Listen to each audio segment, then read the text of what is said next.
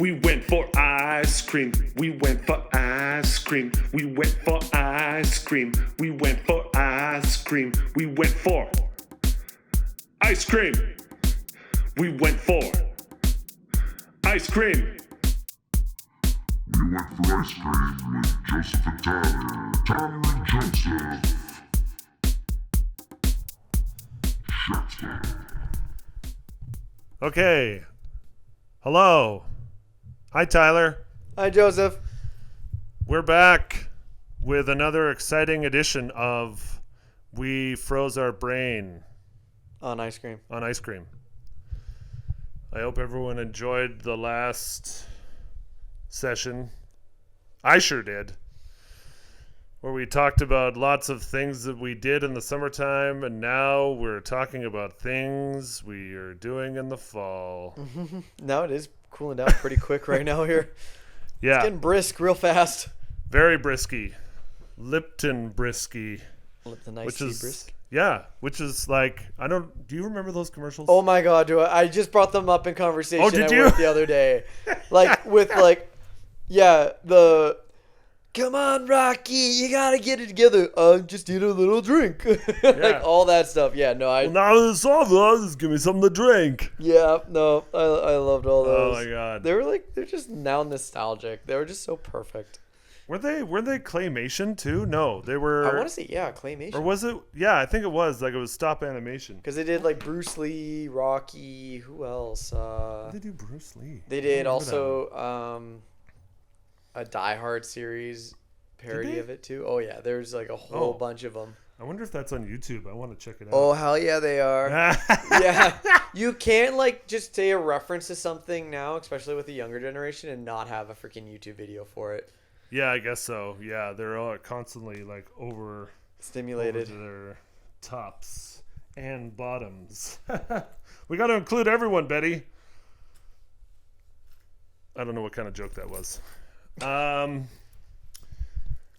What have we been doing since last time? Working in kitchens. Oh yeah, well yeah. Working in kitchens, but also lawn bowling tournament for me. Oh, that's right. Was that the end of it then? Like, is that the season for you? Yeah, and we won 2 games. That was fun, and yeah, it was a good time. So I guess that's over. So Mondays are no longer long bowling days. No, sucks. Oh, it was fun though, I'm sure. Yeah, I mean we won 2 games and we lost 2, so we were out because like only teams that were 3-1 made it through to the next round because we were only in the round robin.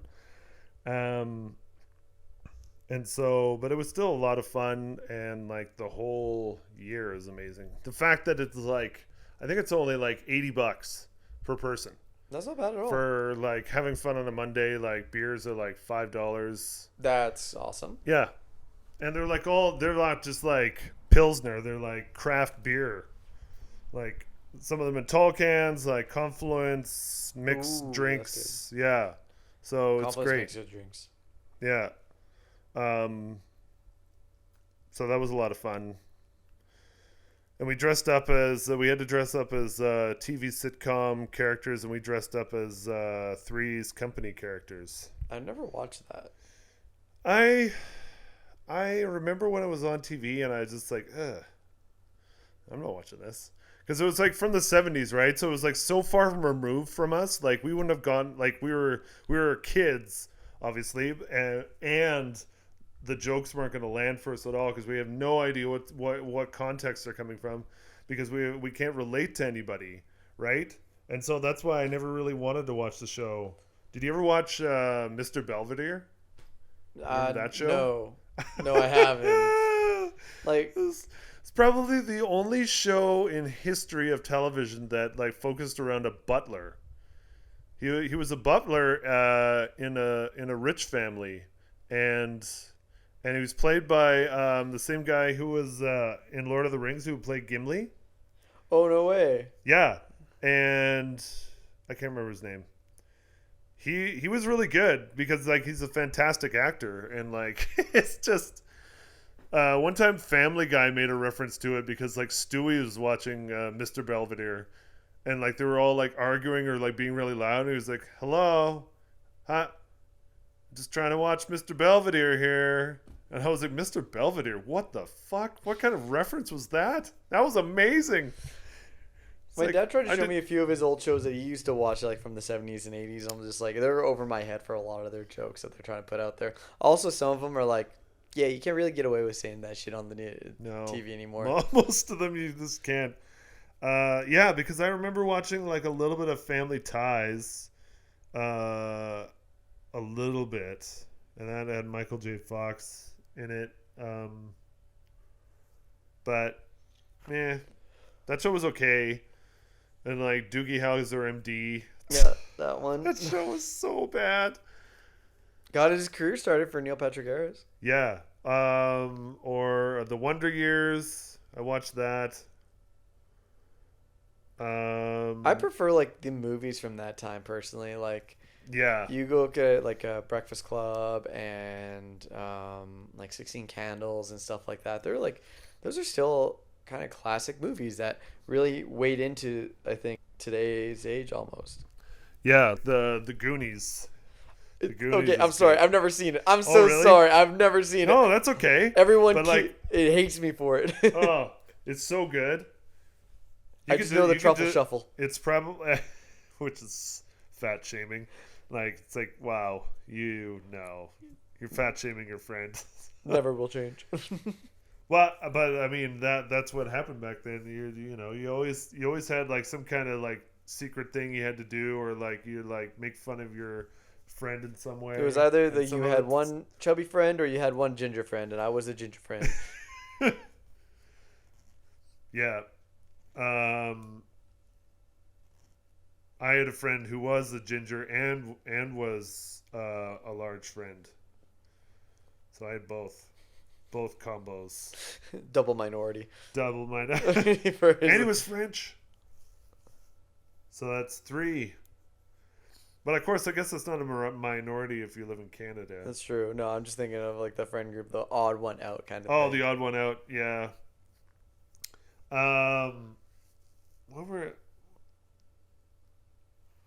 What was another good movie from that era? Weird like Science? The what? Weird Science? Weird Science. Oh, Weird Science. I remember that, but sort of. Or do you remember The Navigator? Did you ever see that? Oh, I've been wanting to actually watch that one. I've never seen it. It's pretty good. Wait, hold on. Is that the one where like the little kid and the ship?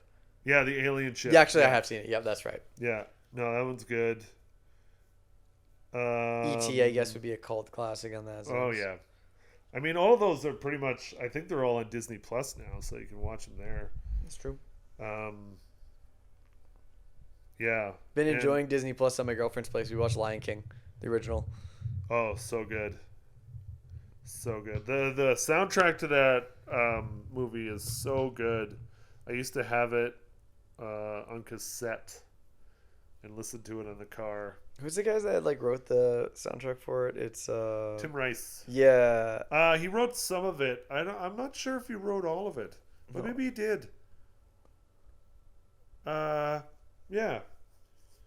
I know he wrote Can You Feel the Love Tonight with Elton John, I believe. But maybe he wrote all of it. I wouldn't be surprised if he did. Like, oh no, I'm thinking amazing. Hans Zimmer.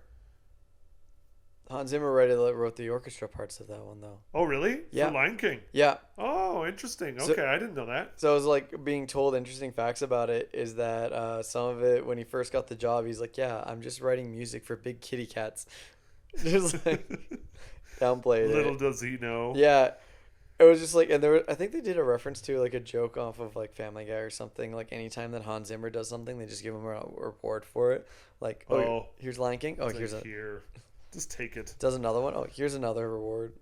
It's just like similar to John Williams, right? Like the guy is just has won so many awards that you may as well just give it to him. Well, like the fact that he's got Interstellar, Gladiator, The Creator, The Lion King, Dune, the new one, Inception. Like, what else can you name that he's fucking done? And Inception is so good. The music is so good in that movie. Pearl Harbor, classic. Yeah. That one's not a great movie though. But the music was good. That's what I would say. Oh, I would argue that for part. sure. But it's not gonna win awards with acting, is what I'm trying to get at. No. Yeah. What was I? He did so many. Okay, I gotta stop looking at that. So many. The list kept on going on. Many amazing movies.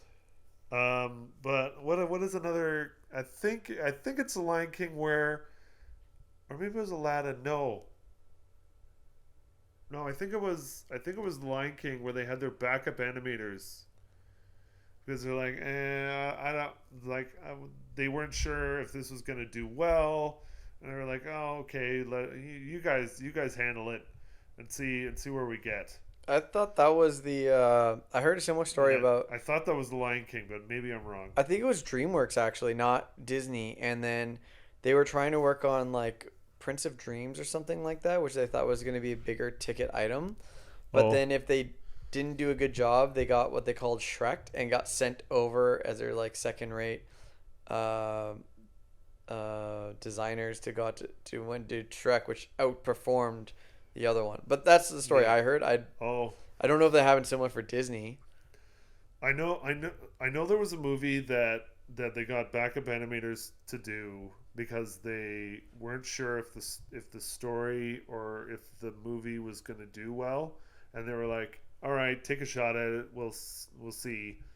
And then The Lion King is like one of the highest grossing at the time. All time. It was like one of the highest grossing animated films.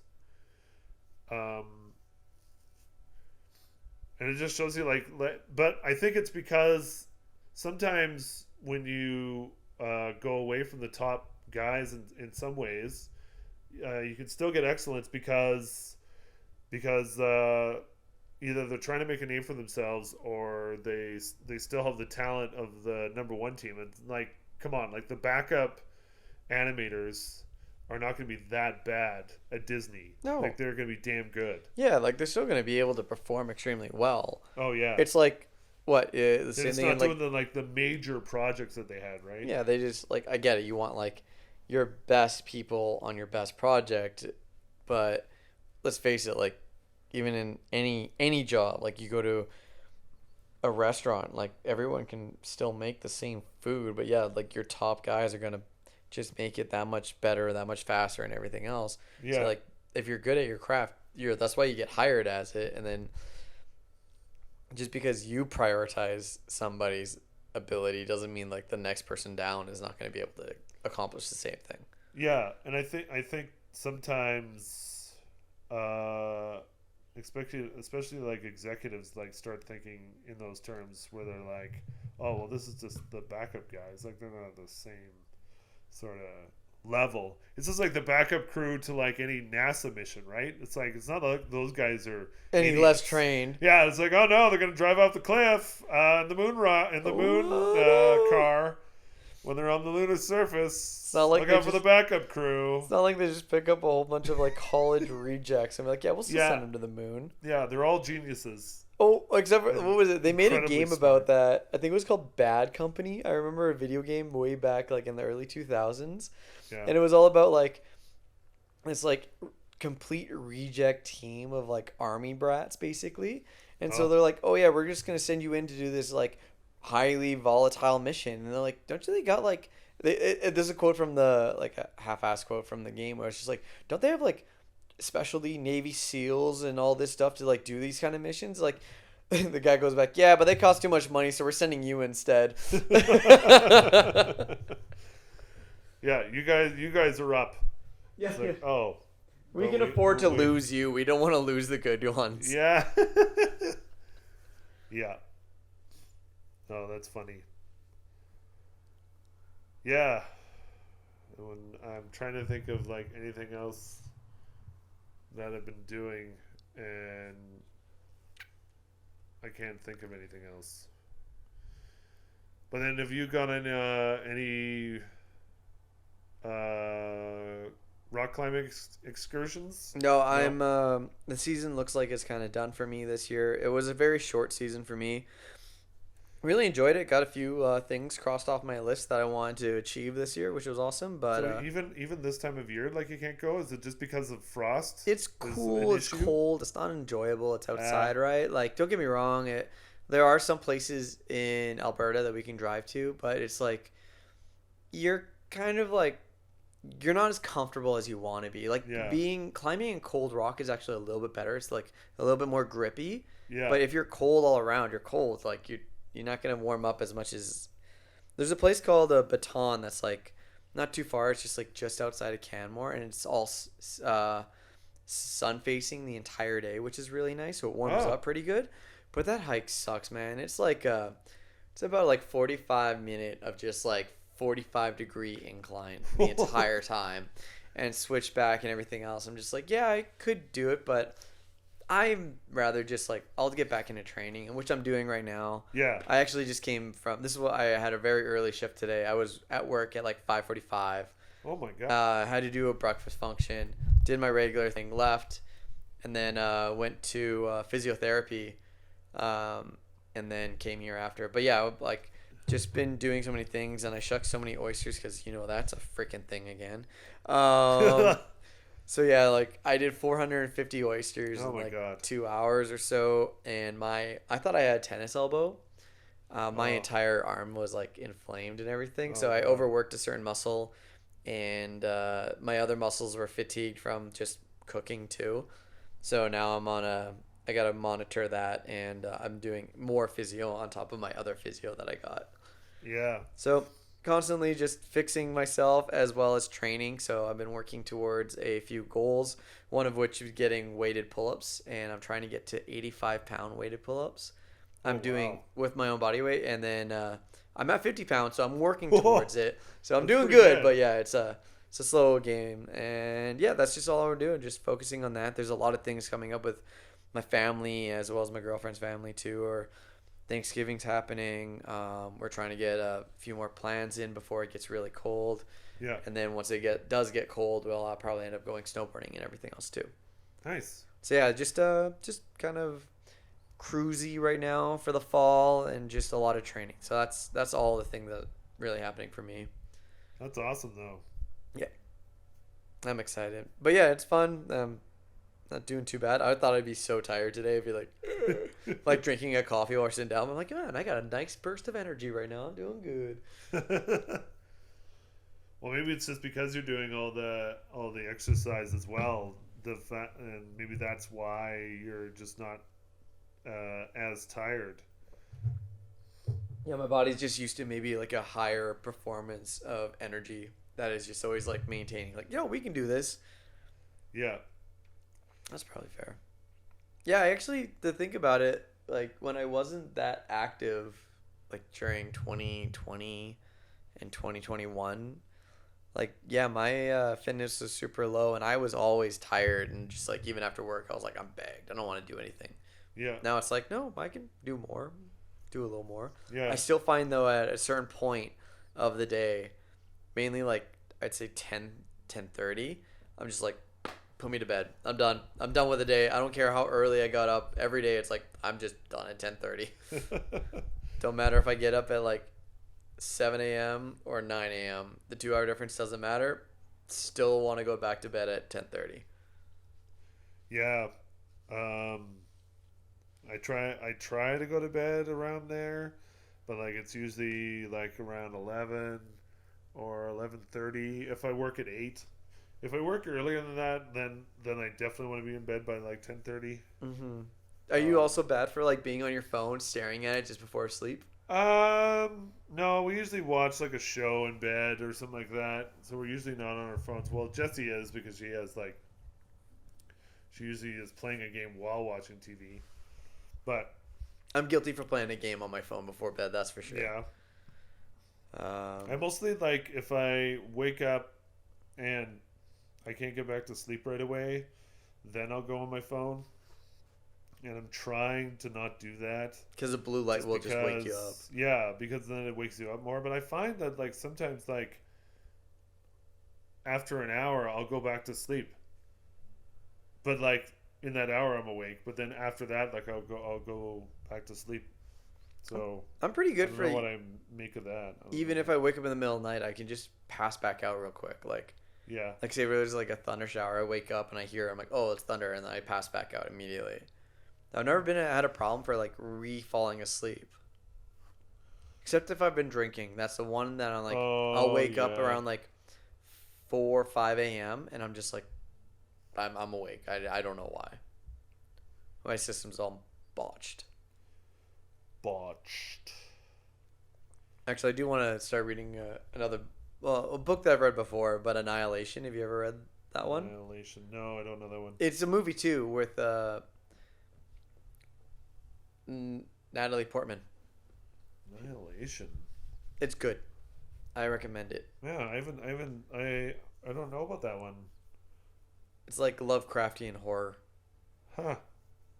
Cool. It's really good. Another horror I recently watched too was The Witch. Oh, I want to see that. With what's her name? Anna Scott? What is it? I want to see that. That was what? With like the deer's head on the front of the, where it almost looks like it's like a V. Oh yeah, it's like spelled VVITCH. Yeah. But it's I still haven't seen that movie. I want to see it. It's good. I recommend it. It's got 90% on Rotten Tomato. I can see why after seeing it. Yeah. It was really well done. It's supposed to be one of the reasons why I wanted to see it is because it's supposed to be really good. And then Anna Taylor-Joy. That's her name. That's the one that Taylor-Joy. was acting in it. Yeah. I thought it was very well done. Yeah. Very entertaining.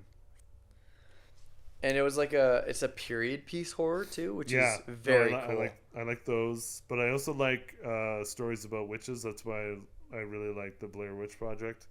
I know at this point it's like seems a bit corny, but still. It was well done. Oh yeah, like I thought they did a really good job of that. Oh, we were watching this show just on the 101 Scariest Moments, and they were just talking about like these crazy horror movies, and like Japanese horror movies are insane. I need to watch more of them because they're God, so well done. So scary and so well done. One was on TV the other day. It was really silly though. And like it's just interesting watching their style of cinema because it's like so much different from anybody else. And I guess each country is, but like I guess maybe just because we know American and Canadian cinema so well is because we just think Japanese cinema is so strange just because of their outlook on certain things in life, or just how to craft things differently. Like their idea of what a horror movie looks like is like bonkers. And then they those two movies, The Ring and is The Ring originally a Japanese movie as originally well? Yes. So The Ring and The Grudge, like both of those movies were originally Japanese movies. The Grudge. And The Grudge. Holy no, shit. The Grudge definitely was. I don't know about The Ring. Sorry, I'm mixing those up. Maybe it was Korean. I thought it was an. I could believe it if it was Japanese, though. But I thought maybe it was an Asian horror film first, and then they saw it and were like, "Holy shit!" But I definitely, The Grudge was amazing. It was like the Japanese version is ridiculously. Yeah, I've been meaning to watch it, but I've already seen like the scary. North American one, so I was just like, I'm less inspired, but I should. One that's like it's Thailand horror though. It's called Incantation. It's good. It's kind of like very different for a horror, and it also is got that found footage vibe to it too, which is really, really fun to watch. So we were watching this show about it, and then this movie called Hereditary. I don't know if you've ever seen that. Holy shit! Yeah, that one. Movie's fucked. Yeah. And then like the scene where like the kid's like in bed and his mother's like up in the corner like of his room, and you don't see her at first. Oh my god! And you're like I just just that whole that whole clip in that show. Like I thought about that for like a couple days. I was like, holy shit. Yeah, that's Hereditary scary and as Midsummer, I fuck. think they're done by the same director or something like that. Yeah. Oh my god, they're so well done. Yeah. And really good actress playing the kid's mother too. In Hereditary. Yeah. Yeah, she's a phenomenal actress. Yeah, she's great. She was actually just recently in a movie we saw, which was okay, about a whole bunch of like misfit people who want to try and like take advantage of their dying aunt. It's got like David Duchovny in it, and her she plays somebody's sister. There's another person that's in it too. I can't remember her name. But it was okay. Like it was an okay movie. It wasn't like The Mafia Mama? no. Oh, sorry. Pieces of Her. It's like very recent. Like it was like 2002, I think, or 2022. 22. Yeah, not 2002. I get those two mixed up. Like, sometimes. damn, that is so recent when you say 2002. So recent. Only 21 years ago. Yeah, Which is crazy. like yesterday. Oh my god. The Staircase? No, it's a comedy. Oh, The Power. No. No, god damn it. I'm going through all this shit right now. Of who though? Like which? Oh, like her? Of Tony. Of the actress. Oh, I don't know if you have the right actress. Oh, No, okay. maybe you do. Never mind. Don't matter. Anyways. Yeah. And yeah, it was an okay movie. I think that's the last good movie that we've seen. Well, or the only movie that we've seen recently. Did we talk about Teenage Mutant Ninja Turtles? I can't remember. I don't think so. But it did. Oh, no. I don't think we did. Oddly enough, I had a very similar conversation about Teenage Mutant Ninja Turtles with coworkers, I think. Oh, yeah. About, like, the new one? Yeah, the new one. The animated one. Yeah, I heard it was really good, but It was good. It was just funny that it sounds or looked like they're just copying off of like Into the Spider-Verse Spider-Man style. A little bit, but like it's still its own style, I think. Like the colors and everything emulate sort of like the original Teenage Mutant Ninja Turtles sort of style, I think. I thought it was really well done. Because it was recently done by- came out, right? I think Yeah. in between the last time we did a podcast. Yeah. That came out in August, I think. Yeah. Yeah, it was really good. It was I think we saw it in 3D. Ooh. I used Yeah. to be so turned off by 3D movies. Like at first I was like, it's a fad. I don't need to watch it. And then watching the Avatar in 3D, I was like, okay, this is good. Yeah. Oh, I get why everyone wants to go to these now. Yeah, it was like IMAX 3D to watch Avatar for the first time, and I was like blown away. Yeah. You should check out this video of this cool concert venue that was created in Vegas called the Sphere. I've seen a few clips of it. It's pretty fucking wild. I think if I ever do go down to Vegas, I want to see a show in the Sphere, whether that be like a musical or a movie presentation or some sort. Well, yeah, because like U2's doing a residency in there right now, and like it's just looks insane. Don't get me wrong, like I'm sure U2 and with their world-renowned career that they've had, they probably put on a very good show. But let's instead take them out and put Radiohead in there instead. Oh, that'd be pretty Imagine wild. the freaking like Oh my god. way different vibe.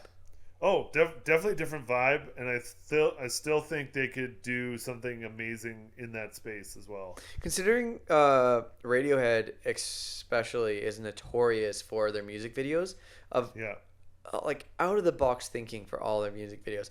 I don't remember which song or album it was, but I remember they had an entire music video without a single camera, and they did like this weird kind of like depth perception machine that did it on sensor, 3D sensor, and you just saw his face like singing and talking, and then a guitar playing, but it was all done with that how the sensor perceives the space around it. It was really cool. And yeah, it wasn't a movie. It wasn't like done on film or anything like that. But yeah, they just have like they're out of the box kind of band. They have out of the box kind of like music videos, and I was like, the sphere is kind of out of the box. You should have just stuck them in there. Oh yeah, that would be amazing. Especially if they did like sort of like images from some of their music videos and maybe yeah. That or like if say if the sphere came out, let's say 50 years earlier, let's say 1970s, put Pink Floyd in there. Oh yeah. They would have been like wild. That'll be like, that's ours. We'll take that. Yeah.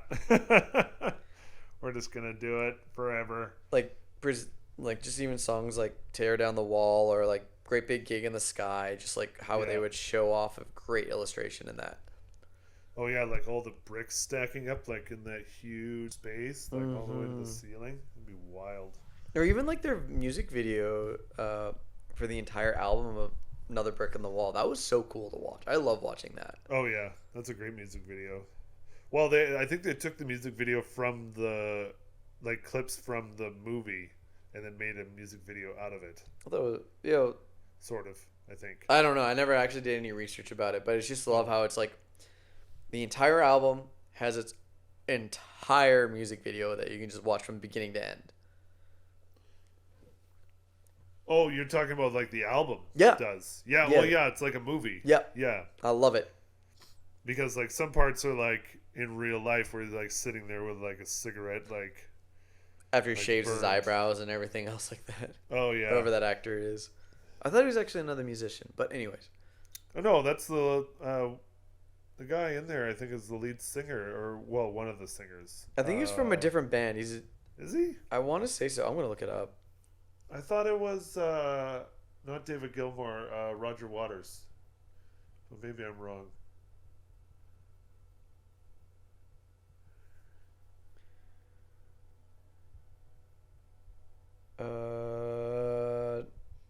Another Brick in the Wall. They did a crazy concert in the harbor in Venice in the 80s. That would be dope. Yeah.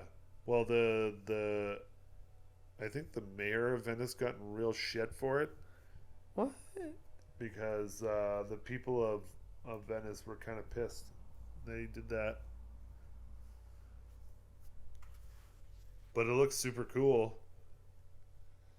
They show, you see pictures from it, and it looks insane. So many like ships in the harbor. I can't find it. There's too many people in this thing, and I can't waste my time on it. So there's too many ships in the harbor, and then the guy in Venice got just said do it, and then he got in trouble after.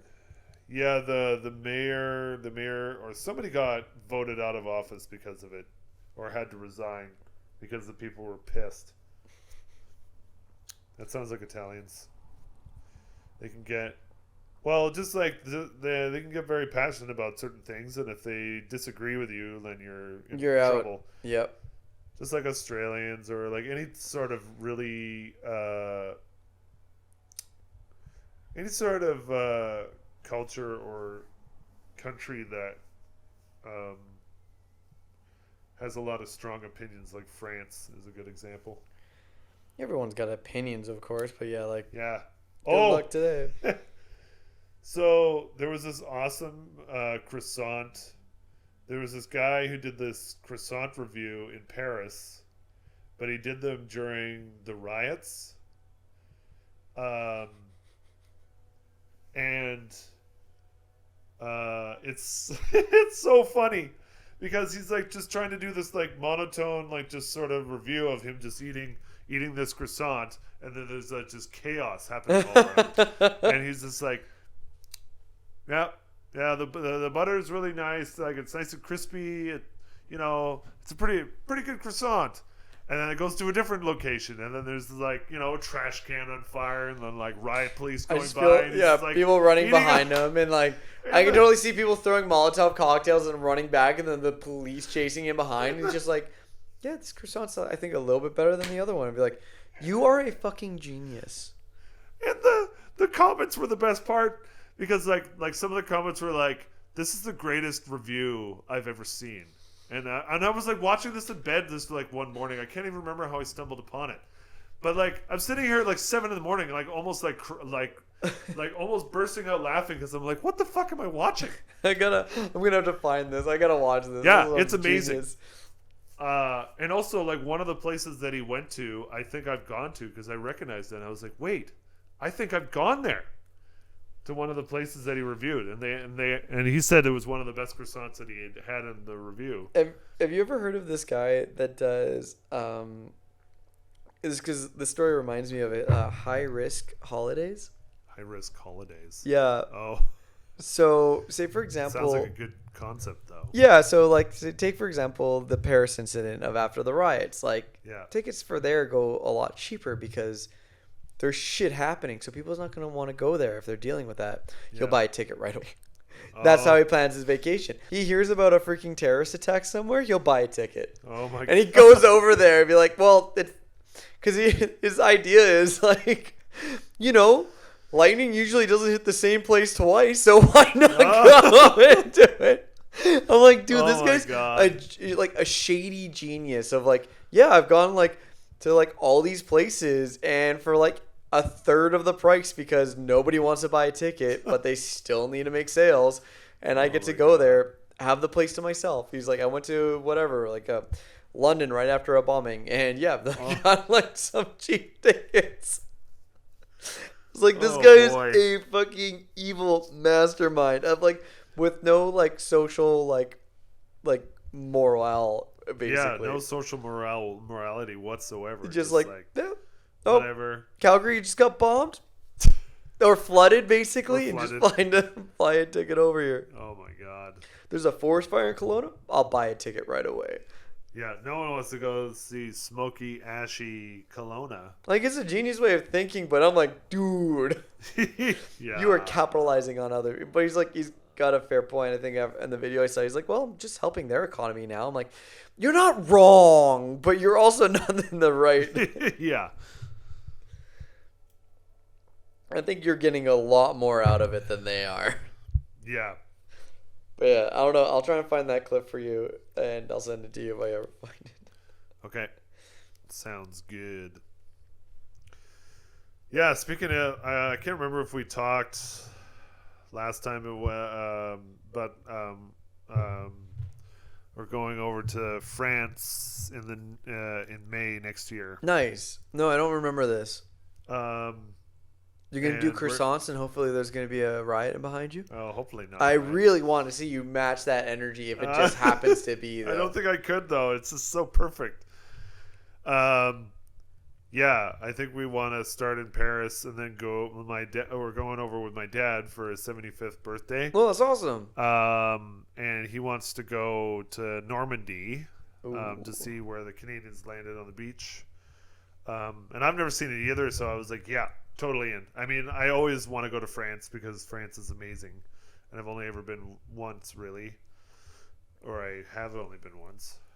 Not really. I've been in the Charles de Gaulle airport twice, but that was just to like stop and transfer and like go to Italy. So, because you've been to Italy twice now, right? Nope, just once. Okay. Yeah, we were there for a while, and yeah, and so I think we want to go for like 3 weeks, and then he said he wants to end the trip in like in Amsterdam.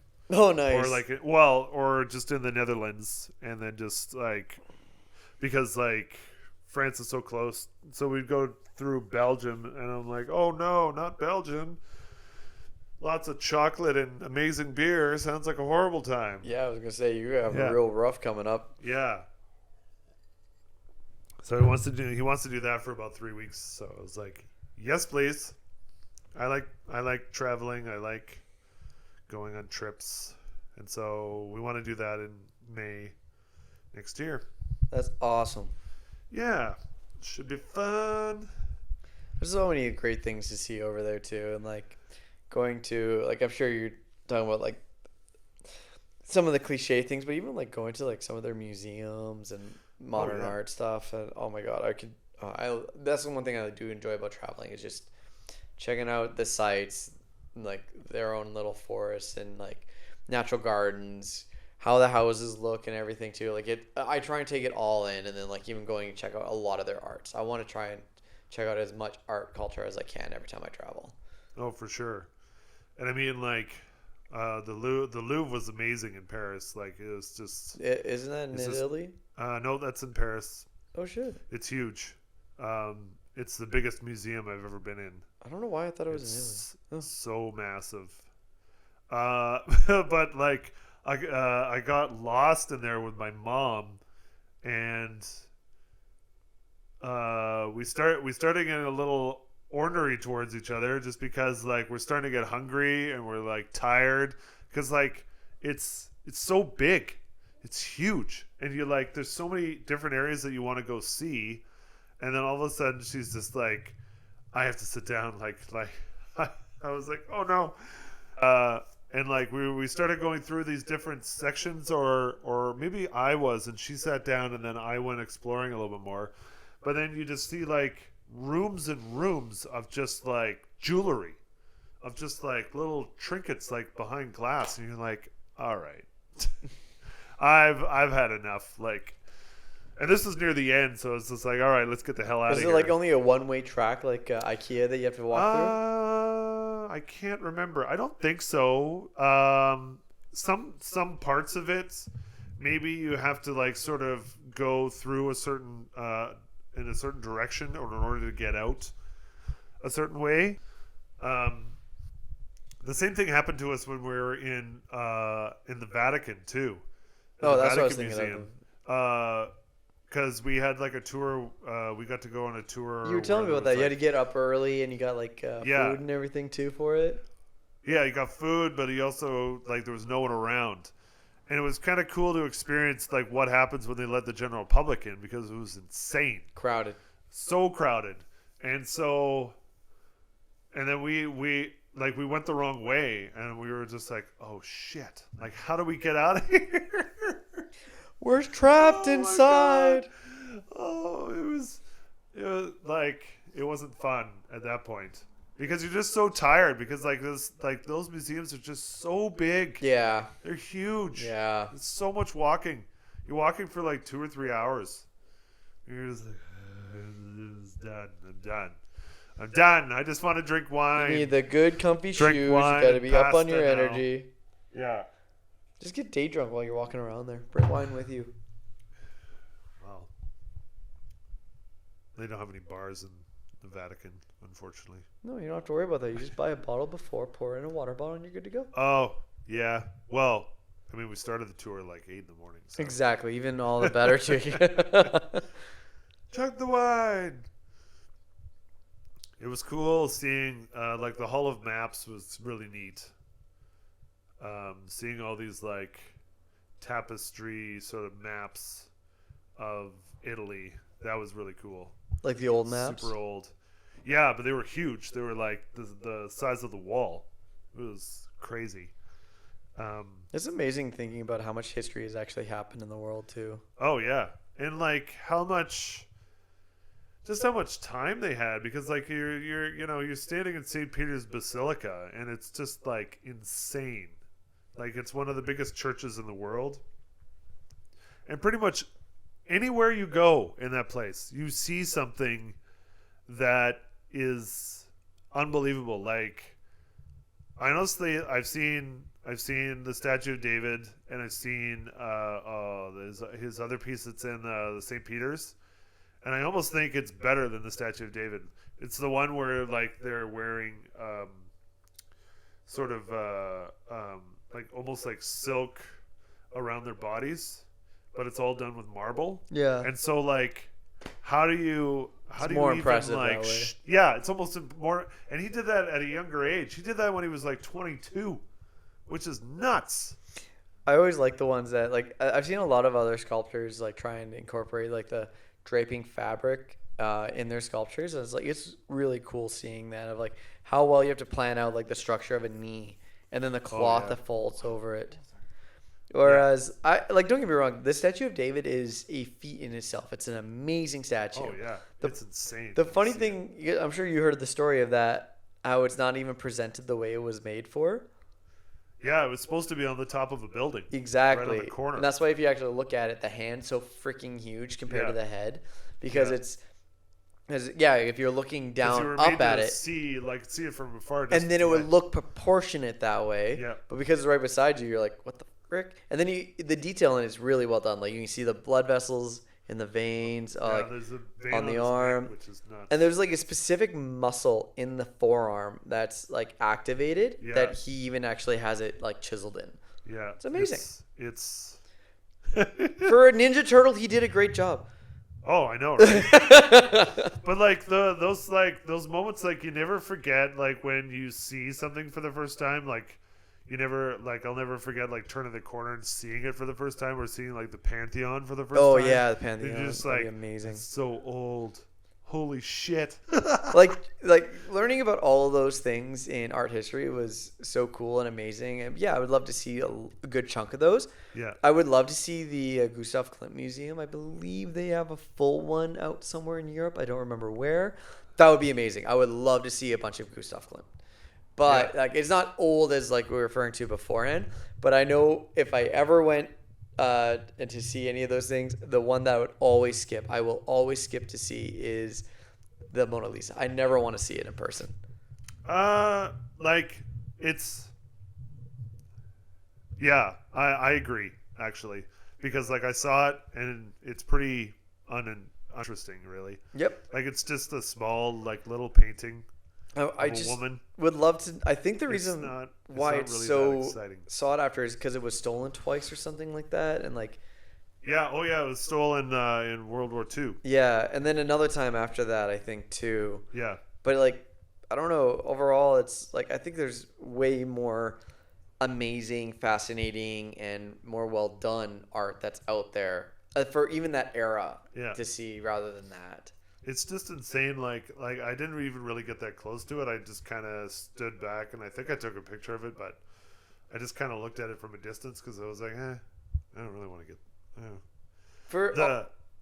It's crazy though. It's in the same room with like I don't know if they did this on purpose or not, but there's like a painting on the other side of the room, which is almost 3 stories tall. Oh. Of like a dinner scene, and it's so intricate and so amazing and epic, and everyone's looking at Mona Lisa. Literally like a person standing next to it is like this, and like this thing is monstrous. Nice. And no one's looking at it. Everyone's staring at the there's like a huge crowd of people over here, and there's like 2 or 3 people staring at this massive painting on the other side of the room. I think it's only because everyone knows about Mona Lisa. That's why. Yeah, that's totally why. It's stupid in my mind that she's so freaking popular of a painting, and it's the history behind it is kind of like shot because it's not even the full artwork. They cropped it. They cut the damn painting, as well as she has no damn eyebrows. You look at the Mona Lisa, she doesn't have eyebrows. No, she doesn't. I don't know if that was on purpose or what. Yeah. Yeah, and like, yeah, it doesn't make any sense to me either. There's a really cool YouTube channel. I don't know if you ever follow it. Art Explained in 15 Minutes. Nope, never heard of it. Yeah, it's pretty cool. And they explain just do like sort of an in-depth analysis into not necessarily like what the artist was thinking or what their interpretation of what the artist was trying to do, but just sort of analyzing the piece and showing how they did certain things like in the piece, and like why they put certain things in certain places possibly. And so that's pretty cool. Yeah, and they've done it on several art pieces that I've liked, like the Big Wave. Like they did one for that one, and that was cool. Big Wave, like if you saw a picture of it, you would know it. Oh, the tsunami in the Japanese one. Yeah, the big wave. Yeah, I think it's just titled Tsunami. No, it's called the Big Wave. I think. So I just punched my microphone versus like reaching. Puncho. Sorry for that spike. If anyone had to hear that. Okay. Yeah, that's great that they. Yeah, because that was pretty popular as well. And so they explained because like I didn't know this, but Japan closed its borders for like over 300 years, and it was around that time where art was sort of Japanese art was sort of making its way around the world.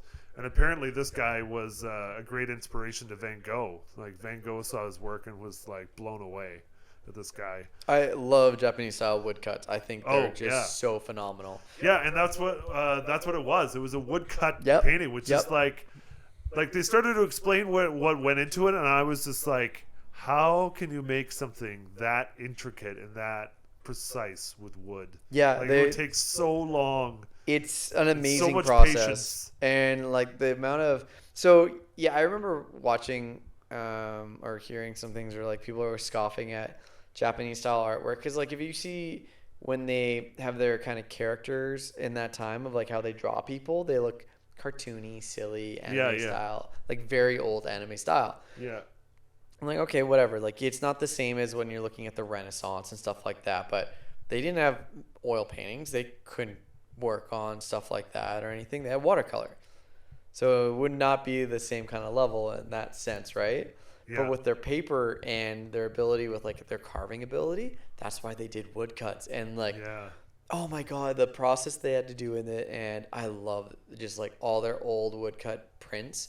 Every time we go to, or I've been to a section of some museums and I get to see the Japanese style artwork, I stay the longest in all their woodcuts. I just love the detail. I try and like write down notes for myself or like what I can incorporate into my own artwork and stuff like that. Oh, I fucking love it. It's they're just their style and the way that they do their work is very interesting just because like how, like you say, how precise it is. And it's the same thing they bring that over into their architecture. Their architecture is very precise and very like smooth lines, but also like very symmetrical. Like their houses and shrines, I think they were able to build them like up to like, I don't know, 20 stories for their shrines, like the big shrine ones. Yeah. I don't think it has zero screws or nails in it. It's all done by intricate cutting of wood and piecing them together. Oh wow. So it like, don't quote me on that one, but it's like I have seen videos of how they actually had to design and nap it and like they start assembling it. It's like it's a solid structure, and because it's all wood, it actually has move and sway, so it will last a lot longer than steel, cement, and everything else that we're building with right now. And yeah, it's like it creaks, sure, whatever, but it doesn't have a single screw they have to worry about over time that's just rejected. I'm just like, damn, that's genius. Yeah. Oh no. Yeah, their stuff, like same with their gardens. Like I've always been fascinated with their gardens, and there was a really cool show too. What was it? The Terror. I don't know if you ever saw that show. So season 1 was like there was a boat or a ship called the Terror that went into looking for the Northwest Passage to go to Asia for spices, and they got trapped in the ice like up north, and there was like a whole debacle that happened. Like they couldn't get out, even in July they were still stuck in the ice, which can happen up there, especially back then, like in the 1800s. A lot more ice. A lot more ice, and like it was a lot colder as well. Global warming's not a thing, remember? I'm rolling my eyes also right now. Yeah. And then they all their cans were had botulism on them because they weren't sealed properly. Fuck. So they started running out of food, and then eventually they started like eating each other. Well, allegedly, it's not really confirmed. Yeah. And so they kind of went on this. It's a supernatural sort of aspect of it that they sort of play on, saying that they got that there was something supernatural going on. But The second season, I think, is better than the first. And the second season is about Japanese people in internment camps during the Second World War. And then some weird stuff starts to happen there, like supernatural stuff. And there was like this scene of this like I can't remember if it was like a woman or a man, but they were like they were dreaming, and then all of a sudden they're in this Japanese garden. And it's like the most beautiful Japanese garden I've ever seen in my life. And I'm just like, this is amazing. I gotta get Amazon Prime and I gotta watch this because this sounds like intriguing. Like I would really enjoy that. Yeah, like the first season, I don't mind the first season, but I really think this. I don't even know if they have the second season out yet. Well, I just looked it up. I don't know if it has it on there, but yeah, the 2 seasons, and I saw the poster art for the second season. It looks so good. Oh, really? Yeah, I like the second season better than the first, just because like I don't know a lot about like Japanese sort of supernatural stuff like that, so I just found it more interesting, and also because I like their architecture and their gardens a lot. Even like when we were talking about like how much time they take into things, like their little bonsai trees, like how they how many years that has to go by for them to. Some of them are like 300 years old. I know, it's amazing. Is like wild. Actually, I'm trying to attempt something similar. I don't have a bonsai tree, but I have a bunch of jade plants because I can't wait 3,000 years of freaking little tree. No, but I just got a jade plant that overgrows, so I'm just like cropping it. I'm gonna start manipulating it so that I can maybe open up wider and wider. Oh, that's cool. See if I can try it, but it's not guaranteed. Like I'm just messing around with these plants, and I really enjoy my jade plants, so I'm not gonna like damage it. But I'm just like, let's see if I can make it do this. That's cool. Yeah, we have a concert coming up too. Going to see the Bouncing Souls. Oh yeah, right. I was gonna go see. Oh, that sucks. I was gonna go see. Whatchamacallit? Go to Bordello. Oh, and you can't? I could have, but then the concert sold out. I was going back and forth on it. I was like, oh no, that would have been so good. And then it sold out, and I was like, fuck. I got to see them once by surprise. They were amazing. Oh, they're fantastic. I like put a couple of their albums on my punk playlist on Spotify, and just like, why haven't I seen this band? This is totally the stuff that I love, like crazy, like jazzy gypsy punk. Gotta get listening to that gypsy punk. Oh, it was so cool because the reason why I got to see them is that from like my entire high school life, I've always wanted to see System of a Down.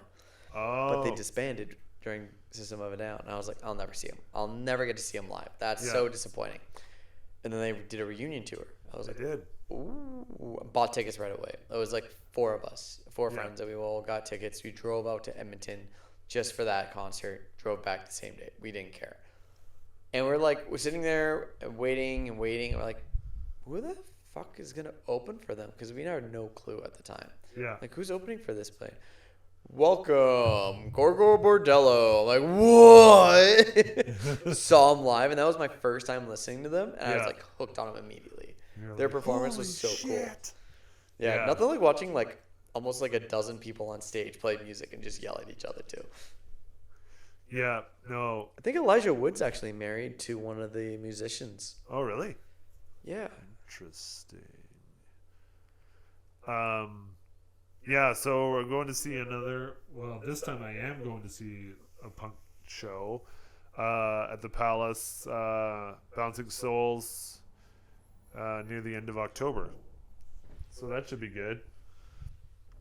It was supposed to be with Anti-Flag, but now Anti-Flag, the lead singer, is a piece of shit and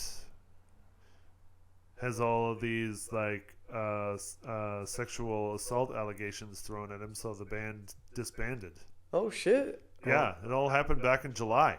Oh fuck. Yeah, there was like a Rolling Stone article that came out, and then when it came out, like 12 other women came forward saying that they had been assaulted by the lead singer. And at first, like his bandmates were defending him, but then or not, maybe not defending is a strong word. Not defending him, but just being like, this is like completely, like they were just shocked by it, I guess, that this person would have done it. But then when the 12 other women came out, they were like, fuck you, man. Like, what the fuck? Yeah, that's damn. Yeah, not okay. I was just shocked about the whole thing, just because like it's so hypocritical to be the lead singer of a band that stands for victims and stands for people's rights like that, and then just to be not stand for that at all and be a hypocrite. Yeah, is just it just blew my mind. People are fucked. Yeah, that's the bottom line. And then all this like crazy stuff that's happened in the U.S. Like the Speaker of the House got ousted, which is like the first time in U.S. history that the Speaker has been taken out of the House or taken out of Congress when a motion has been put on the floor to oust the Speaker. And everyone agreed to it? No. Not everyone agreed to it, but there was enough votes. It was 216 to 210, I think.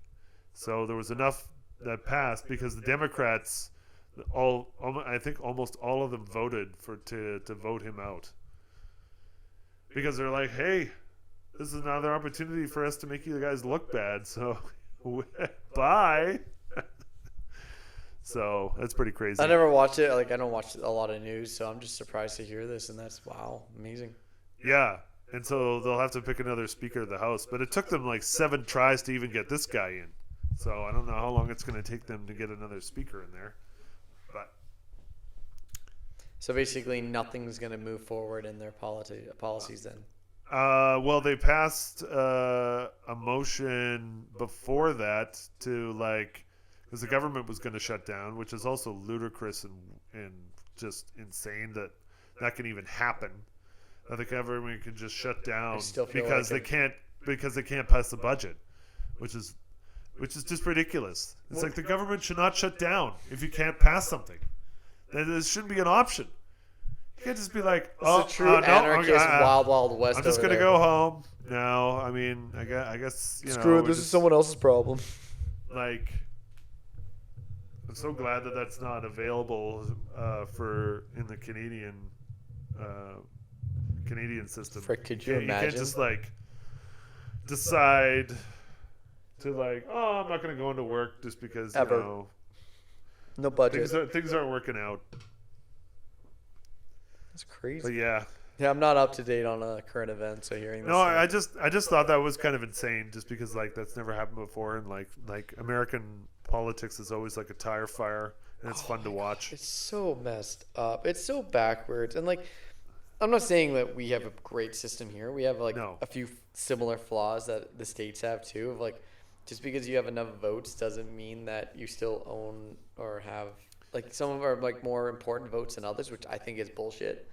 Oh well, yeah. You don't even have to have the popular vote to get elected in Canada. No. You just needed the number of seats. Yeah, I don't know. Like, also ridiculous. Yep. Like it should be the percentage. Yep. It should be the percentage. Like in Australia, it is.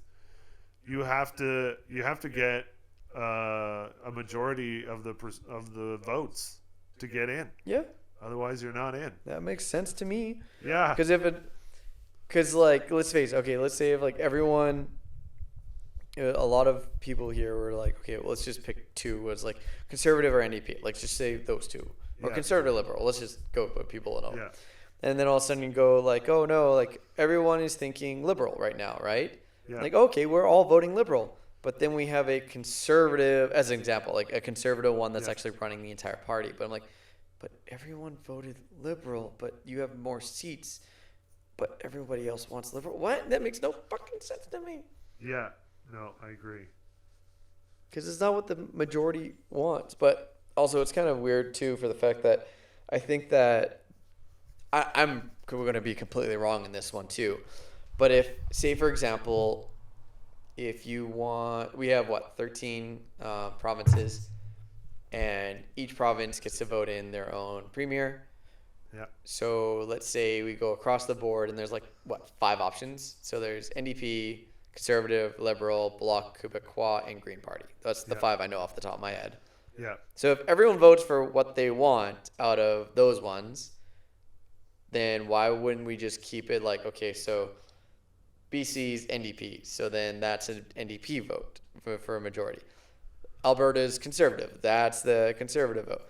Then Saskatchewan would probably be NDP as well, actually. Or Liberal. Well, they're Conservative right now, I think. Oh, they're Conservative? I could be wrong. So, okay, let's take all 13. That's yeah. And it shouldn't split evenly in that sense, right? No.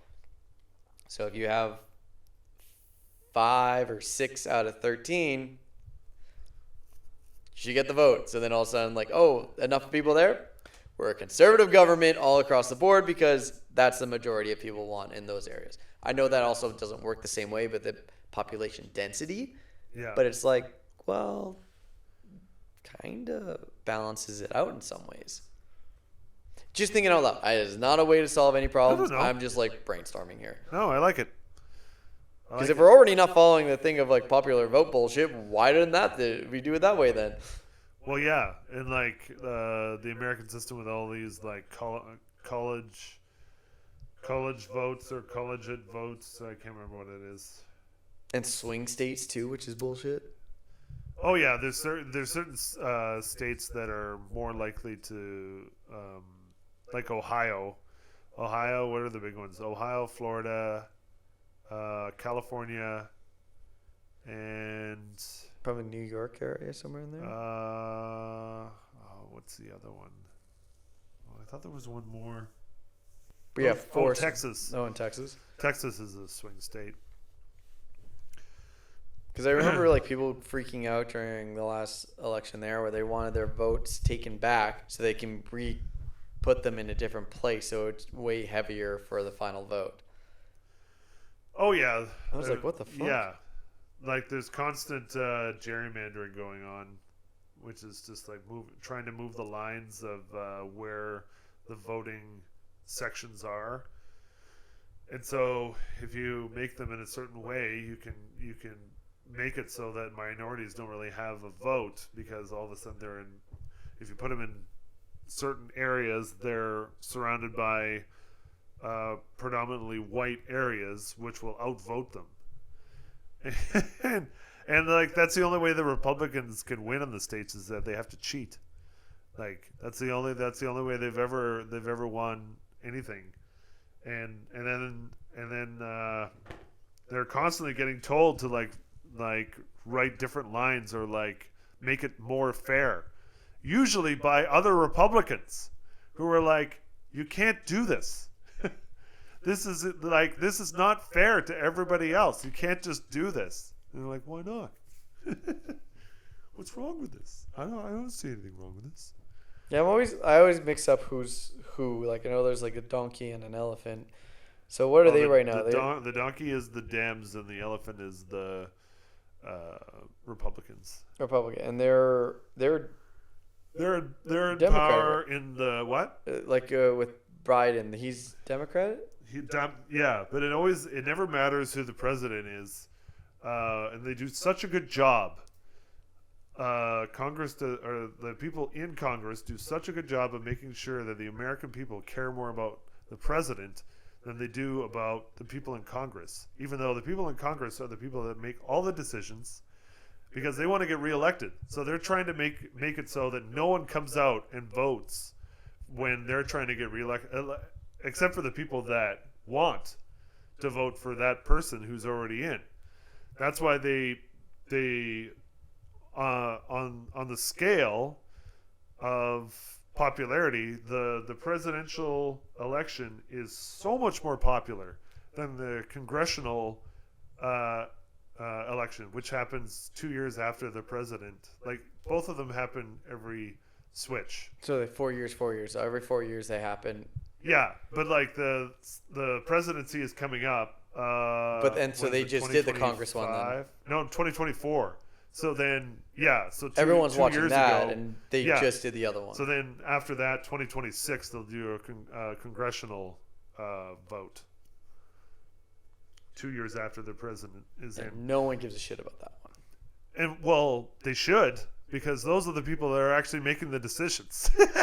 Those are the people that everyone should care about. But nope, everyone cares about who the president is. See, but he doesn't really do anything. I never knew any of this. He doesn't do anything. He's allowed to veto. He's allowed to You get impeached and then not do anything about Well, it. yeah, he's allowed to do executive orders, and he's allowed to. He's essentially like. It's just a figurehead. He's essentially like the king in chess, just like he is essentially just a big pawn. Like, but the queen on a chessboard is Congress, and they do such a good job of masking it. Oh, it's not that big of a deal. That's nuts. It's wild. All right, well, I'm kind of glad I don't live in the States. Honestly, every time I go to the States, I get this weird vibe. I'm not shitting on the States in this. I'm just like, every time I go down there, I just like best behavior. Like, I'm just visiting. I just want to be on my best behavior, not piss anyone off, and go back home. That's all I want to do. Oh, for sure. Because I see like all those videos that you see on like crazy Karens and all that stuff. It's like it's usually states and like all this debauchery. I'm just like, holy shit! I'm just here to take a look and then head back home. Yeah, I'm going into the States to go on a cruise in November. Where is the cruise? Punk rock cruise. Right, you told me this. This sounds so cool. And yeah, I've never been to Florida before, and so we're going out of Miami. So good luck. That's gonna be wild. It's okay. It's like it's like a more rowdier version of Victoria. Whereas Gene Simmons puts it as God's waiting room. Oh, Florida? No, Victoria. When he went to BC and went to Victoria, he's like, "Oh, it's like God's waiting room because everyone's old there." Oh, but like Florida is also like a lot of old people in that sense. So just like people go there just to retire. Oh yeah, well there's a lot of snowbirds go down there. Yeah, they like it warm. A lot. Yep, they love it down there in the nice warm waters.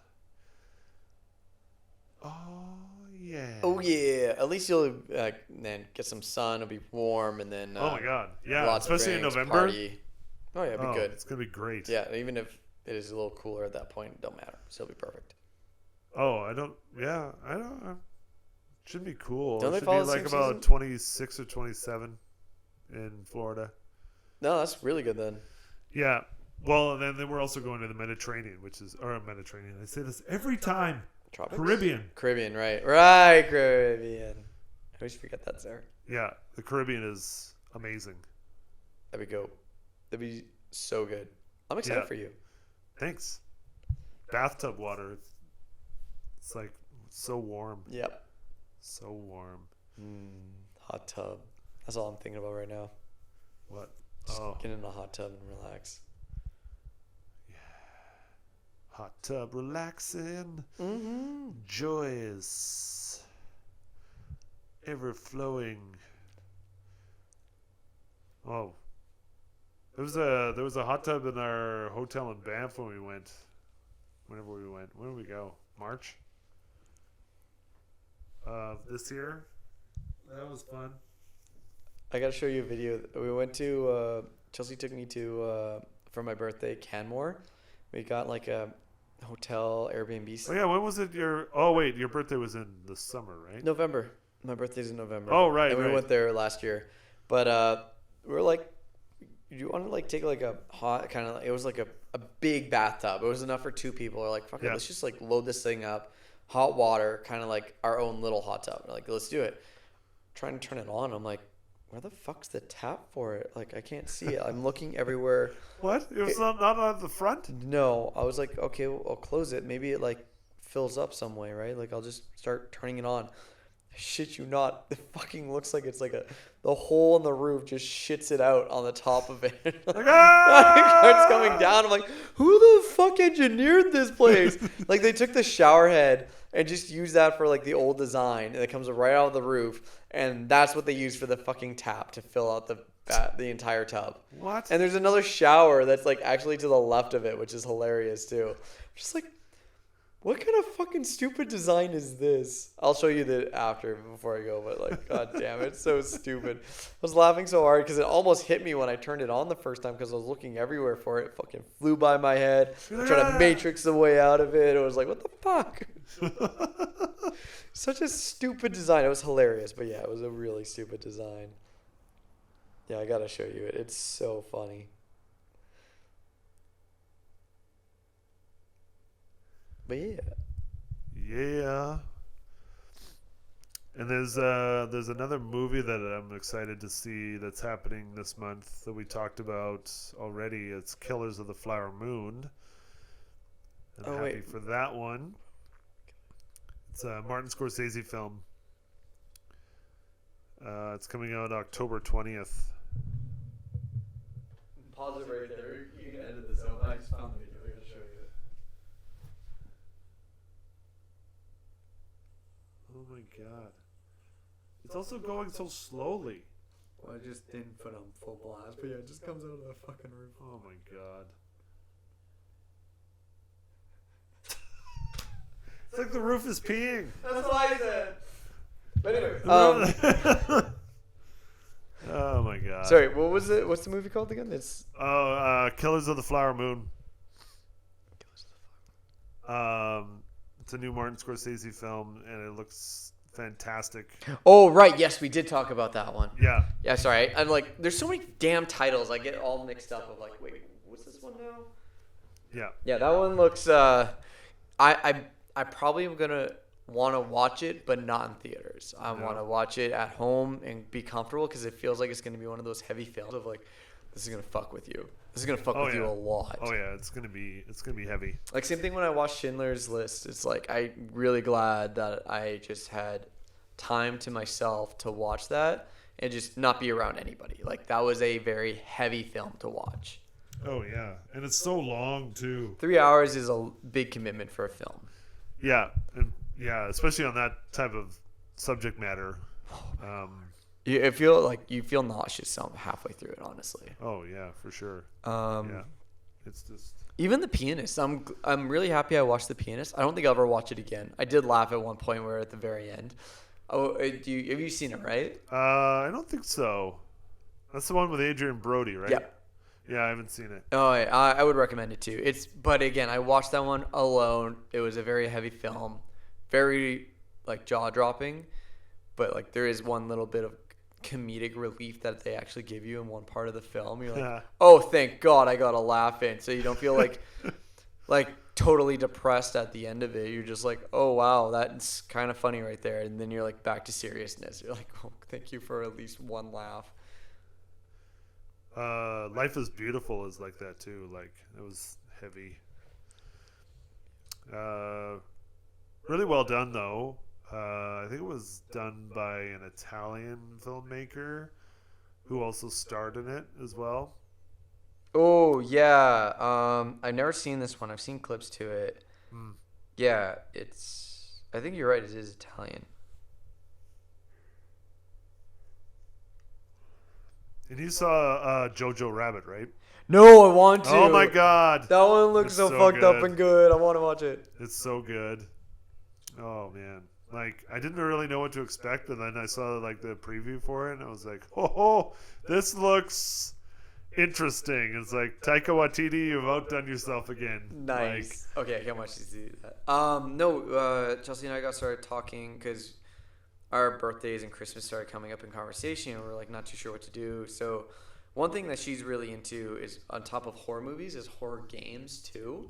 Oh, cool. So I was just like, well, we've been talking about it for a while, but Resident Evil 7 would be a good video game. She doesn't like playing it, but she loves watching it, and she wants to see me struggle while playing that game. So I'd be like, I'd be down. Like, it's like an extended version of a horror movie. So I'm like excited to try that. Well, I mean, like The Last of Us, the video game is pretty intense in some places. So I'm debating just watching or actually trying to play number 2, Last of Us number 2. Yeah, I never saw that one. I never really played the first one, but I did watch my friend play it several times, and so that was fun. And just like how insane it was and how intense it was. It's just so well done. I love those games that just they knew what they're doing. They put their best effort into it. They finished it, and like it's just a very good encapsulated storyline and everything else, and really well presented. Because sometimes like people are overly ambitious and they don't present it the best way, but no, some just do the right thing of like, nope, they worked on storyline. The game it handled very well. Gameplay kept you engaged the entire time. You had elements of like action as well as stealth. Like, had a lot of things underneath the sun. Even like you had to deal with raiders versus like just zombies and stuff like that. That was really good. Yeah, and I also liked how they incorporated a lot of those elements into the show. Like I think they did a really good job of that. I need to finish that series. I'm like 2 episodes out. And it's so good. The last 2 are actually really good. Perfect. Yeah. Although I was having this conversation before, not with you, but I'm really sick of how some writing is kind of lazy for dialogue in some movies, where sometimes it feels like 2 actors or actresses are having 2 different conversations, but they just put them in front of each other and they're just talking for the sake of talking. I'm like, this kills me. Why do you people do this? I don't understand if you're actually talking to each other. Yeah, it's almost like they're trying to like say their lines or something like that, or it's a little bit forced. Yeah, or like the one that wrote their actual dialogue didn't know how to have a conversation themselves. Yeah, that stuff is definitely like fewer and farther between now, just because like the writing for television and film is just like the bar has been set so high now that like everyone like you really only see that when like made for TV movies now. You do see it every once in a while, like on motion pictures or in certain TV shows, but like for the most part you don't anymore, except for like made for TV stuff or like those Christmas movies. Oh my god, like the Hallmark. My mom loves watching it, but the Hallmark Christmas movies irk me so bad. I'm like, this is such weird. Like, it's overbuilt dialogue for some of it, so it's just like, no, they're having genuine conversation about nothing. Like, keeps going. I'm like, shut up. And I'm like, I'm leaving your house right now. I'm like, it's a great show. I'm like, not for me. Like, don't get me wrong. Like, and it's those things like Hallmark and everything else. Like, I'm kind of glad that they have that for people that are getting into acting and everything else. It allows for them to build their repertoire and all that jazz and like work on the craft. Like, there is a reason for that, and it does sell. Like, they do sometimes tell really good stories. But I'm like, it's not for me. Like, don't get me wrong. I'm not like a snob. Like, I only want big box office. But I'm just like, I also don't really care for Christmas movies to begin with, and if you're just like really extending this Christmas movie right now, I'm not going to be any more enthused to watch it. Like, yeah, and making it like really corny. An actor that I know like has actually done quite well with those types of movies and gotten a lot of roles, which is great. Like, if you understand the language and like understand like what you how you need to talk and how you need to act in those films, like you can make a lot of money. Oh hell yeah! And like they make a lot of money. Like Hallmark makes a shit ton of money off of those movies, like because they're so cheap to make, so cheap, very very low budget films. Like I'm not saying they're not well done. Like, low budget film, they still execute very well. Oh yeah. Compared to like you see. And I'm not throwing shade, but like you compare it to like someone making like YouTube movies. Some YouTube movies, not because they're not sponsored by YouTube, but it's like it's a different kind of budget, and they always, especially for the action ones, like some of the editing's not quite there, some of the graphics don't work that well and everything. So like without having to worry about that full action or anything, it's really well done. It keeps the storyline. They follow it all the way through. Yeah. No, they do a good job. All right. Well, it was another great adventure. All right, maybe adventure is a little stretch. It was a great time having a great conversation with Tyler once again. And oh, by the way, I didn't comment on your hat. Your hat is fantastic. Where did you get it from? My ex gave it to me. Oh, well. It's comfy and warm. Who cares? Yeah, right. She knit it. No, she knit it she herself. knitted it for you. Oh, yeah, it's fantastic. Yeah, I love the colors and Yeah, it definitely suits your vibe for sure. Yeah, and I'm like, I'm not getting rid of this thing. I don't care who gave it to me. It's like it's comfy and warm. It's great. Yeah, it's like this is gonna keep me warm during winter. I'm not gonna throw that out just because of a relationship ended. Like it's fine. Yeah, come on. Grow up. Bye, everybody. Wait, when the fuck did we go for ice cream?